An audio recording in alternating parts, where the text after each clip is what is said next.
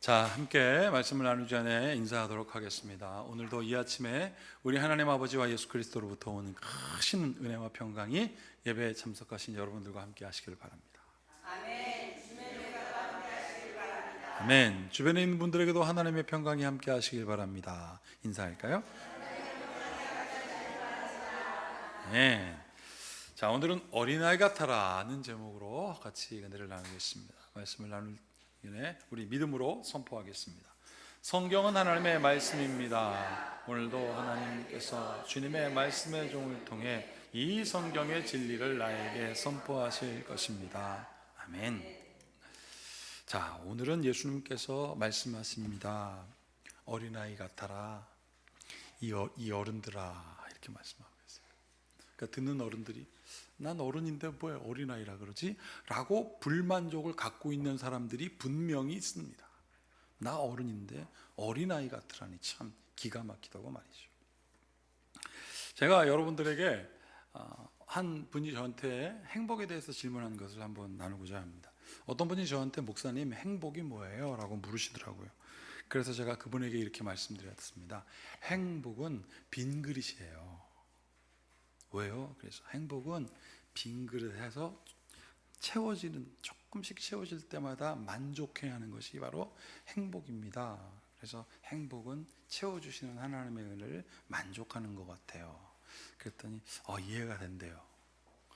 아무것도 없는데 조금씩 채워지니까 얼마나 좋아요? 그 다음에 또 이제 묻습니다. 이제는 불행이 뭐냐요? 그래서 제가 불행은 빈 그릇입니다. 그랬더니 뭐야? 제가 이렇게 말씀드렸습니다. 불행은 이 빈 그릇을 언제 채우지? 라고 생각하는 불안에서 나오는 불만족이 불행입니다.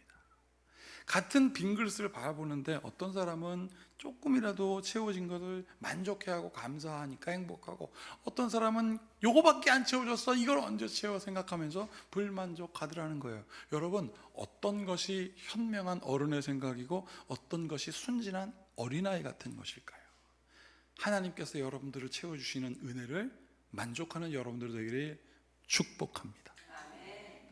여러분, 제가 얼마 전에 산책을 하다가 한 살 갓 넘은 2살 채 안 되는 아이가 막 공원에서 뛰어가는 것을 봤어요. 제가 이렇게 막 가다가 탁 보니까 애가 정말 거의 넘어질 것 같은 속도로 막 뛰어가는 거예요. 남자아이가. 근데 그 뒤에서 아버지로 보이는 분이 그 아이 뒤에서 손을 이렇게 벌리고 그 아이의 머리에 자기 머리에 이렇게 수준을 맞추면서 막 걔를 막 넘어질까 다칠까.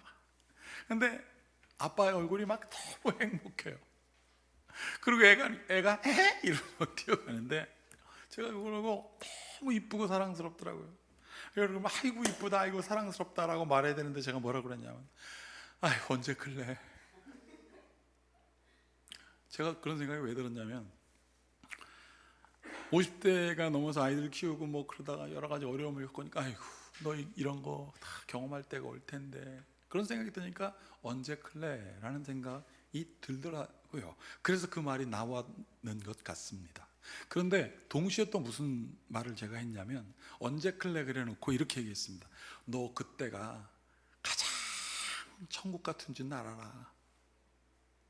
그런데 기억이나 할까 모르겠다. 완전히 극과 극의 대답을 제가 그 순간 하더라고요. 언제 클래? 근데 그때가 가장 천국 같은 때야. 아니 천국 같은 거야. 근데 그걸 기억할까 모르겠다. 여러분, 제가 천국 가본 적 없거든요. 저 여기 살아있지 않습니까? 저는 천국에 간 적이 없고요. 꿈을 꿨지만 그건 꿈에서 본 것이지 삶으로 경험한 천국은 아닙니다. 그런데 제가 뭘 천국에 대해서 안다고 그 아이에게 너 그때가 천국이야 라고 말할 수 있을까 생각해 보니 제가 천국을 경험했더라고요. 예수님께서 말씀하셨거든요. 너 천국을 경험할 수 있다. 어떻게? 이렇게.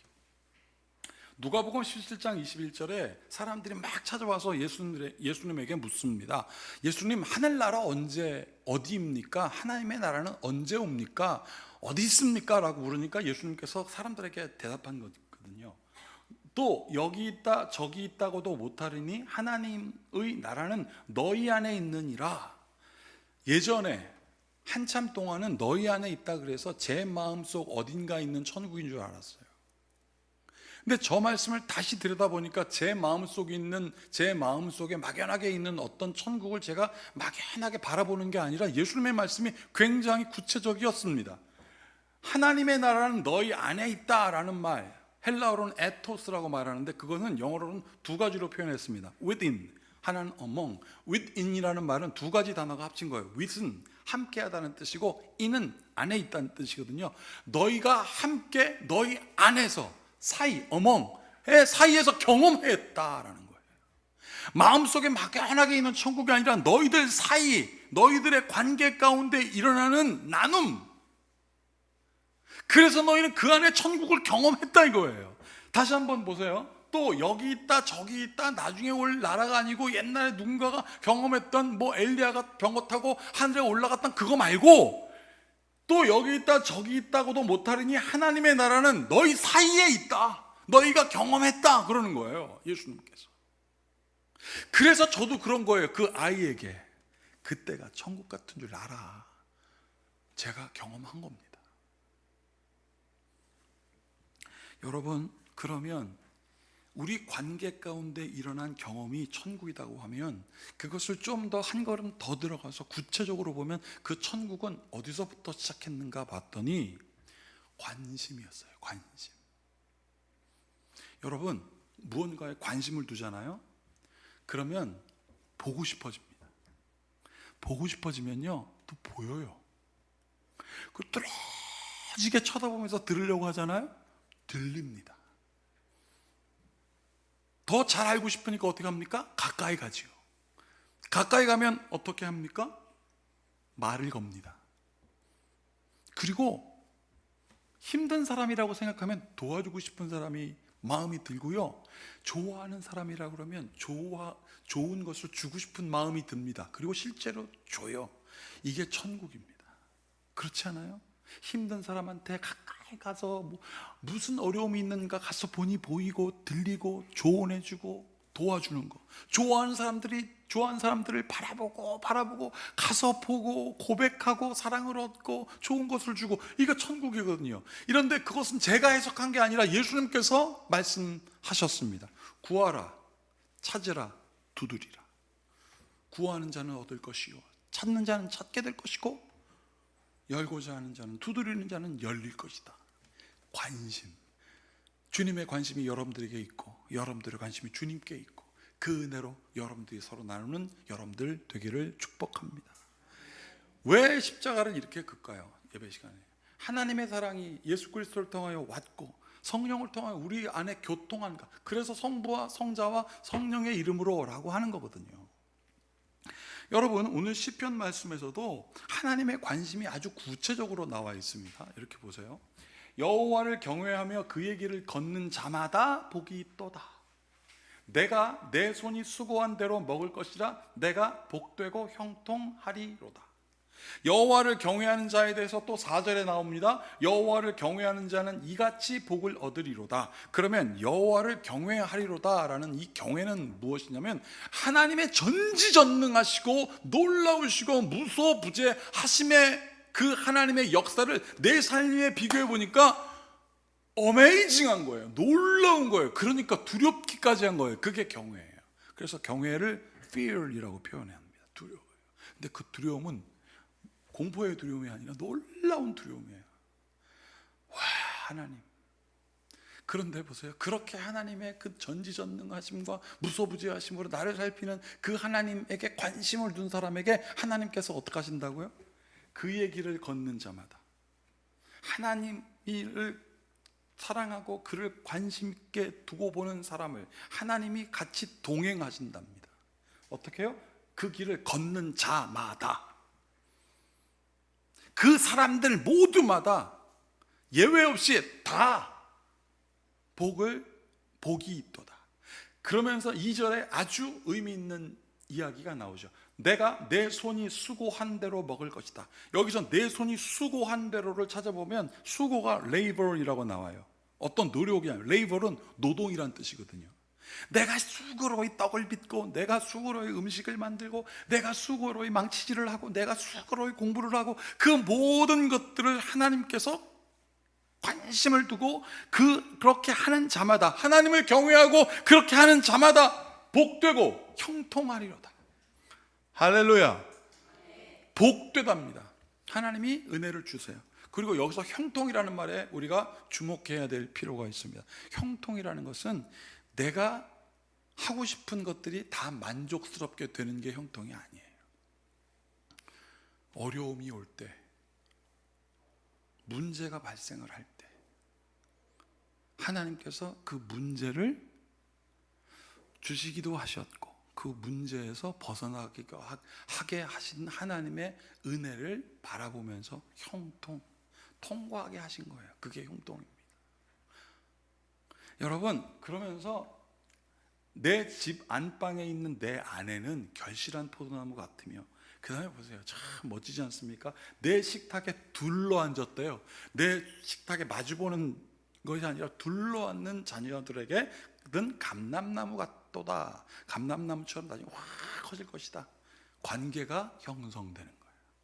아내를 통하여 관계가 형성되면 그 관계가 자녀에게도 넘치게 될 것이다. 막 관계가 넘쳐나는 거예요.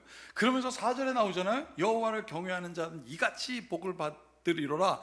그러면서 또 설명합니다. 여호와께서 시온에서 내게 복을 주실지어다. 너는 평생에 예루살렘의 번영을 보며. 왜 시온이라는 게 무슨 뜻이냐면, 시온은 하나님의 임재가 있는 곳이에요.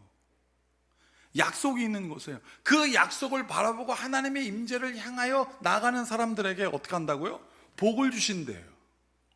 여러분, 제가 자꾸 복복복 그러니까 복복복 그게 아니라, 하나님의 복은 하나님께서 여러분들에게 내려주시는 모든 것입니다. 환난에도 거하고 비천에도 거하고 부함에도 거하는 일체의 비결을 깨닫게 해주신다 이거예요. 자, 그 다음에 그러니 너는 평생에 예루살렘의 번영을 보며, 하나님께서 통치하시는 것을 보며, 그 다음에 여기도 관계 또 나오죠. 6절 같이 읽어볼게요. 내 자식의 자식을 볼지어다. 이스라엘에게 평강이 있을지로다. 아멘. 내 자식의 자식을 본대요. 얼마 전에 우리 교회 성도분 한 분이 그러시더라고요. 목사님, 손자 손녀 한번 보세요. 미칩니다. 너무 예쁘대요. 너무 예쁘대요. 1시간 딱 지나면 힘들대요. 그래도 그 다음에 힘들었지만 그 다음에 또 기다려진대요. 저희 아버님도 그러시거든요. 누구는 왔냐, 뭐 했냐. 자식의 자녀를 본다. 그거 얼마나 만족을 주십니까? 이게 뭐냐면 하나님을 경외하는 자에게 주시는 하나님의 관심이에요. 여러분, 목회를 하면서 여러 가지 질문을 받습니다. 목사님, 이순신 장군은 지금 어디 있어요? 착하게 사는 사람, 예수님 모르고 죽었는데 천국 갑니까? 뭐 이런 여러 가지 질문들. 왜 예수님 아직 안 오세요? 뭐 전쟁은 왜 있어요? 뭐 등등 여러 가지, 말할 수도 없는 여러 가지 질문들이 있는데, 그 중에 제가 하나만 소개하겠습니다. 얼마 전에 어떤 분이 저에게 이렇게 묻더라고요. 이 질문은 그분에게만 들은 말이 아닙니다. 목사님, 기도는 어떻게 해야 하는 것입니까? 여러분, 기도는 어떻게 해야 됩니까? 라고 말하면 제가 그 기도를 설명해 주면 그거 알까요? 기도는 여러 가지 종류가 있습니다. 금식 기도가 있고요, 작정 기도가 있고요, 혼자 하는 기도가 있고요, 뭐 골방에서 기도하는 기도, 새벽 기도가 있고요, 중보 기도가 있고요. 그러면 중보 기도는 뭐예요? 또 묻겠죠? 여러분, 그거 아무리 설명해도 잘 막연해요. 기도는요, 독백이고, 기도는 하나님과의 대화고, 기도는 시편에 있는 것처럼 곡조가 있는 노래로서 하나님을 칭찬하는 것입니다. 여러분, 그거 알겠냐고요. 그래서 제가 그 질문을 하는 분에게 이렇게 말씀을 드렸습니다. 그렇게 설명하지 않고, 기도가 무엇인가 질문하는 분에게 보여주는 겁니다. 기도하는 것을 알고 싶거든요. 뭐 해요? 그런 분에게 기도합시다 하는 거예요.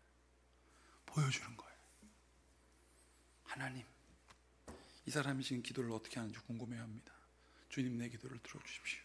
우리가 함께 기도하게 할 수 있도록 만들어주신 이 순간을 하나님 감사합니다. 그리고 그의 기도를 함께 같이 막 기도해요. 그럼 그분이 뭘 볼까요? 기도하는 걸 보는 거잖아요. 자기가 보고 싶은 게 보이잖아요. 그 다음에 들릴 거 아니겠습니까? 말하는 거. 그 다음에 그분이 기도 어떻게 하겠습니까? 말로 하면서 손도 붙들고 하겠죠. 느끼지 않겠습니까? 그 다음에 어떤 분은 막 눈물을 흘리며 기도해요. 그러면 그 눈물을 어떻게 이 사람이 이해하겠습니까? 자기를 위하여 하는데 그걸 악어의 눈물이라고 이해하겠습니까? 진심이라고 이해하겠습니까? 진심이라고 느끼죠. 그러면 그분은 뭘 알게 될까요? 아, 이렇게 기도하는 거구나. 설명해서 되는 게 아니라 그냥 하는 거예요. 보여주는 거예요. 보게 되고 깨닫게 되는 것이다. 말씀을 나누었습니다. 여러분, 바로 관심이에요. 내가 너에 대한 관심, 하나님이 너에 대한 관심을 보여주는 거예요. 여러분, 제가 앞전에 어린아이를 바라보며 뛰어가는 아버지 얘기했습니다. 이것이 예수님께서 말하는 어린아이 같아라는 것입니다. 이 어른들아 라고 한 거. 여러분, 이 어린아이는요, 엄마 아빠면 다 됩니다. 더 필요가 없어요. 엄마 아빠 뭐 제대로 부르지도 않아요. 엄마 아빠 이러지도 않습니다. 그냥 엄마인지 아빠인지 추측이 불가능한. 근데 엄마 아빠들은 얘기해요. 저건 지금 아빠라고 한 거야, 저건 엄마라고 한 거야, 막 그러면서 아이한테 온 신경을 다 써요. 그러면 아이가 또 한마디 해주죠. 엄빠. 그럼 막 좋아 죽어요. 이게 예수님께서 말하신 어린아이 같이 되라는 거예요. 하나님이 너희에게 관심이 있으니 그 아이는 엄마 아빠로 그냥 만족하잖아요. 사랑하는 여러분, 그런 예수님의 설명을 과연 깨달을까요? 그런데 예수님을 찾아온 사람이 이런 질문을 합니다. 바리새인들이 예수께 나와 그를 시험하여 묻되 사람이 아내를 버리는 것이 옳으니까. 자, 이 질문에는 목적이 분명합니다. 시험하기 위해서 예수님께 질문합니다. 어리석은 질문을 하죠. 예수님, 아내를 버리는 거, 여기서 버리다라는 것은 던지다, 다 쓴 것을 폐기하다라는 뜻이 있어요. 아내를 폐기하고 버리는 게 옳습니까? 아니잖아요, 여러분. 그런데 이 사람들의 목적이 있습니다. 예수님께서 이 비윤리적인 것을 율법에 따라서 한다고 그러면 아유, 비윤리적이라고 말할 것이고, 또 율법에 따라 아내를 버려라 라고 말하면 비윤리적이라고 할 거고, 아니면 아내를 사랑하고 율법이 뭐라고 그러든지 간에 아내를 버리지 말라 그러면 율법을 폐한 자니까 자기들은 외통수라고 생각한 거예요. 그런데 예수님께서 질문합니다. 대답하여 이르시되 모세가 어떻게 너희에게 명하였느냐. 그랬더니 이 사람들이 답도 얘기해요. 이르시되 모세는 이혼 증서를 써주어 버리기를 허락했다. 이혼 증서만 있으면 버려도 된다는 거예요. 죄책감이 없어요. 이혼 증서만 있으면 되는 거예요. 그러니까 예수님께서 뭐라고 말씀하셨습니까? 완악한 자들이라고. 여러분, 모세 시절에, 지금으로부터 about 한 약 4,000년 전에 이스라엘 백성들에게 여자는 배터리 같았어요. 소모품이에요. 재산 목록 중에 소모품. 시집을 와요. 시집을 왔을 때 막 아름답고 막 그러다가 늙어지면 다 썼네, 배터리 다 썼네, 버린 거예요. 그게 굉장히 쉬웠습니다. 그러니까 모세가 이러면 비윤리적이다 라고 하니까 이혼 증서 받은 거예요. 함부로 못 버리게 하려고. 그게 목적이 그거였어요, 이혼 증서는. 그런데 이스라엘에도 보수 진영이 있고 진보 진영이 있는데, 보수파에서는 뭐라고 그러냐면 이혼 증서를 써주되 한 번만 써라, 평생에 한 번만. 그리고 진보 진영에서는 뭐라고 그러면 아니다, 남편과 아내가 살다가 여러 가지 문제가 발생할 수 있는데, 우리는 또 일부 다처제를 지향하고 있는데, 원래 성경적으로는 일부 일처제임에도 불구하고 그렇게 솔직히 살고 있지 않느냐. 그러니 이혼 증서 여러 번 써도 된다. 이게 막 부딪히던 차에 사람들은 어떻게 생각하냐면, 너희들이 한 번 쓰든 여러 번 쓰든 우리는 모르겠고 이혼 증서만 주세요. 난 양심의 가책이 없습니다. 여러분, 그게 이혼 증서였던 거예요. 그게 이혼 증서였던 겁니다. 그러니까 예수님께서 말씀하셨어요. 예수께서 그들에게 이르시되 너희 마음이 완악함으로 말미암아 이 명령을 기록하였다. 완악함. 여러분, 완악함과 완고함은 다릅니다. 완고함은 고집이 있어서 딱 정하면 말하지 마, 고집 있어, 난 갈 거야, 건드리지 마, 쭉 하는 사람. 이건 고집이 아주 완고해서 안 꺾이는 거예요. 그런데 완악함은 다릅니다. 고집스럽게 악한 길로만 가는 게 완악하는 거예요. 죄라고 생각해서 하나님으로부터 멀어지니까 그렇게 하지 말라 그랬는데 완악하여서 나는 악한 길로, 하나님과 다른 길로만 갈 거야, 성경은 필요 없고 우리 뜻대로 갈 거야 라고, 그게 완악한 거예요. 성경에서 아내를 사랑하라, 여기 뭐라고 돼 있어요? 창조 때로부터 사람을 남자와 여자로 지으셨으니 사람이 그 부모를 떠나서 둘이 한 몸 되래잖아요. 한 몸. 어떻게 사람이 한 몸이 됩니까? 관심이 있으니까. 아담과 하와는 다 벗어도 창피하지 않다 그랬어요. 다 아니까. 그만큼 관심을 두고 사랑하라고 했는데, 9절 다 같이 읽어보겠어요? 그러므로 하나님이 짝주어 준 것을 사람이 나누지 못할지니라 하시더라. 너희들이 뭔데 이혼 증서 가지고 양심의 가책을 버리고 사람 사랑하지 않느냐고. 너희들이 뭔데 이혼 증서를 가지고 양심의 저울을 기준을 삼느냐고. 이 완악한 것들아, 그거 하나님의 뜻이 아니다. 여러분, 하나님으로부터 멀어지게 하는 것은 무엇일까요? 하나님으로부터 멀어지게 하는 것 무엇일까요? 여러분, 믿음의 반대는 의심이 아니고 믿음의 반대는 무관심이에요. 무관심. 의심이 드는 것은 믿음의 한 형태입니다. 알고 싶으니까 질문하잖아요. 그래서 찾아가잖아요. 제가 아까 말씀드렸지 않습니까? 관심을 두고 보고 싶고 보이고 들리고 말하고 터치하고, 그래서 하나님이 살아계시는구나 믿어지면 의지하게 되는데, 무관심은 뭐냐면 하나님과 나는 그 무관심하게 되는 여러 가지 중에 하나가 대표적인 게 돈이죠. 돈이 많아지면 잘 사는데 명예가 많아지면 하나님의 명예나 내 명예나 그도 그럴 것 같고 이런 거. 그런데요, 하나님께 관심을 두는 사람은 어떻습니까? 돈 많아져도 하나님께 감사하고요, 명예가 쌓여져도 하나님께 감사하여 하나님께 이렇게 얘기하죠. 교만치 않게 하소서. 나는 이렇게 살아가는 여러분들이 되기를 바랍니다. 무관심하지 마십시오. 하나님이 여러분들에게 관심을 둡니다. 그래서 세상을 망치는 가장 위험한 것이 무관심이라고 해서 독고하는 사람들이 죽어가고, 저는 우리 교회에서 반찬 만들어서 어렵게 혼자 살고 있는 사람들에게 전달하는 이 사랑과 열심이 풍성해지기를 바라는 이유가 바로 여기 있습니다.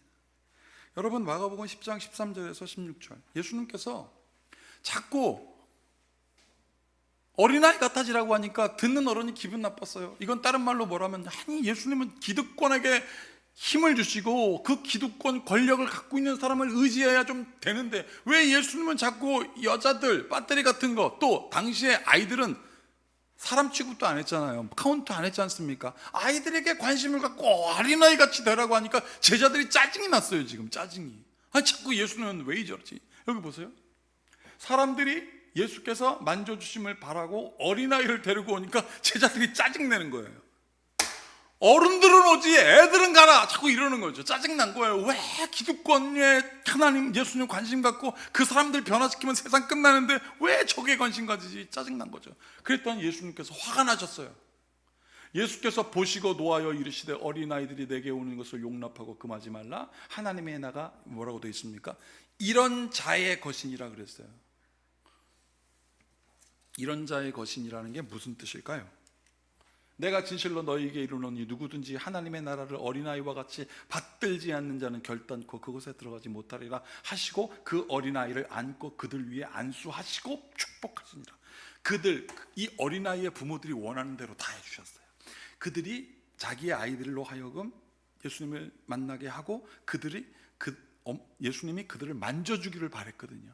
그 원함과 소원을 응답해 주시지 않습니까? 여러분, 제가 저희 형을 참 좋아하는데 저희 형 참 존경하죠. 제가 여러 가지 열심히 하니까. 그 형이 제가 초등학교 5학년 때였던 것 같아요. 81년도에. 그 81년도에 얼마나 우리나라가 못 살았어요. 근데 그 형이 그때 고등학교 2학년인가 아마 그랬던 것 같아요. 밤에 늦게 한 12시쯤 돼서 이제 저랑 방을 같이 썼는데 오는 거예요. 그 복도에. 근데 노랫소리가 들립니다. 이거였어요. 혼자 오는데 Oh when the saint come marching in, 이거를 혼자 노래 부르면서 막 오더라고요. 그게 무슨 뜻이냐면 성자들이 행진할 때 다 함께 찬양합시다. 이거를 밤에 혼자 아무도 없는 골목길에 그걸 막 오는데 혼자들 오는데 행진하는 것 같고 그 믿음이 막 보이더라고. 5학년짜리 제가 형이 딱 들어오는데 자는 척하면서 이렇게 기분 좋더라고요. 자, 이제 반면 저희 형님이 저한테 한 이야기입니다. 이제 저희 형님이 결혼할 때쯤 됐어요. 근데 결혼한 처자가 생겼죠. 근데 그분이 어떤 선교회에 찬양 인도자였어요. 집회가 있어서 이제 그런 집회 안 가시던 분이 간 겁니다. 근데 저는 자주 갔었거든요. 저랑 같이 갔습니다. 찬양 막 하고 있다가 선교사님이 주님께 헌신할 사람 앞으로 나오세요 그랬대요. 근데 제가 벌떡 일어나서 막 그 제단으로 뛰어가더라는 거죠. 그걸 보면서 자기는 나가진 못했지만 그걸 보면서 이 동생이 너무나 자랑스럽더라는 거예요. 관심이에요. 그런 동생이 목사가 되자 좋아하고, 그런 형님의 일들을 아직까지도 기억하고 있는 저에게 하나님은 뭐라고 말씀하실까요? 아담이 혼자 있는 게 하나님이 보시기에 좋지 않았습니다. 하나님이 아담에게 관심이 있었어요. 보세요. 여호와 하나님이 이르시되 사람이 혼자 사는 것이 좋지 아니하므로 내가 그를 위하여 돕는 배필을 지으니라 하시니라. 그래서 하나님께서, 아담이라고 하는 것은 인류라는 뜻이거든요. 그 아담이 혼자 고독한 게 싫으니까 그걸 보시고 하나님 관심을 두셔서 돕는 자라는 뜻인 하와를 선택해 주셔서 해주니 아담이 뭐라 그랬습니까? 이는 내 뼈 중에 뼈요 살 중에 살이다. 나의 엑기스다. 사랑하는 여러분, 하나님이 여러분들에게 관심을 두시고 절대 혼자 두지 아니하시니 그 마음을 어린아이 같은 순수함으로 바라보고 믿는 여러분 되시기를 바랍니다. 이 모든 지각에 뛰어난 주님의 평강이 어린아이처럼 되라는 주님의 말씀을 듣고 아버지 하나님을 전적으로 의지하고자 하는 여러분들의 마음과 생각을 지킬지어다. 기도하시겠습니다. 주님을 찬양하며 주님을 의지하고 주님을 바라는 주님의 귀한 성도들이 여기 있습니다. 그 마음으로 주님께 왔사오니 그 마음으로 하나님 아버지를 사랑하고 관심을 두는 이 자녀들을 바라보시고 축복하소서. 예수님의 이름으로 기도하옵나이다. 아멘.